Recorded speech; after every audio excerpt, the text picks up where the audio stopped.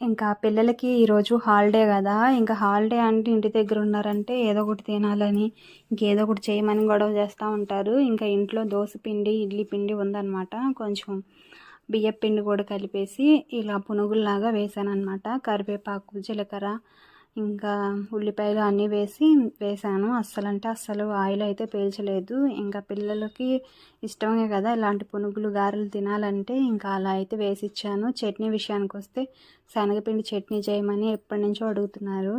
ఇంకా అందుకని చెప్పేసి ఈరోజు సింపుల్గా శనగపిండి చట్నీ అయితే చేశాను.